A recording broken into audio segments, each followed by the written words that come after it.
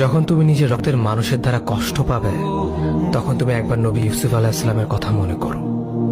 তিনি কিভাবে নিজের ভাইয়ের দ্বারা প্রতারিত হয়েছিল।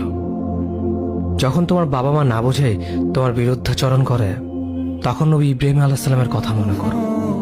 তার বাবা তাকে আগুনে নিক্ষেপ করায় ভূমিকা রেখেছিল। যখন তুমি সমস্যা থেকে পরিত্রাণের জন্য কোনো পথ পাবে না, তখন ইউনুস আলাইহিস সালামের কথা ভেবো। তিনি কতটা সময় তিমি মাছের পেটে আটকা পড়েছিল। যখন তোমার নামে কেউ মিথ্যা অপবাদ ছড়িয়ে দেবে, তখন মা আয়েশা রাদিয়াল্লাহু আনহার কথা মনে করো। তার নামে পুরো শহর জুড়ে কুৎসা রচনা করা হয়েছিল। যখন তুমি অসুস্থ ব্যথার যন্ত্রণায় কাতরাতে থাকো, তখন নবী আইয়ুব আলাইহিস সালামের কথা ভেবো। তিনি ভয়ঙ্কর এক ভাইরাসজনিত রোগে আক্রান্ত হয়ে তোমার থেকে বেশি কষ্ট পেয়েছিল। যখন তুমি দিনের কোনো বিধান নীতিতে যুক্তি খুঁজে পাও না, তখন নবী নূহ আলাইহিস সালামের কথা ভেবো। তিনি কোনো প্রশ্ন ছাড়াই মরুভূমিতে নৌকা তৈরি করেছিল।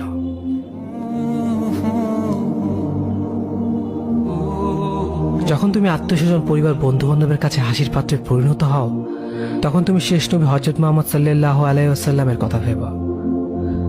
রাসূল সাল্লাল্লাহু আলাইহি ওয়াসাল্লাম বলেছিলেন, সবচেয়ে বড় পরীক্ষা দিয়ে সবথেকে বড় পুরস্কার আসে। যখন আল্লাহ কাউকে ভালোবাসেন, তখন তাকে পরীক্ষা করেন, এবং যে এই পরীক্ষাগুলো মেনে নেয়, সে আল্লাহর সন্তুষ্টি অর্জন করে। আর যে অভিযোগ করে, সে তার ক্রোধের পাত্র হয়।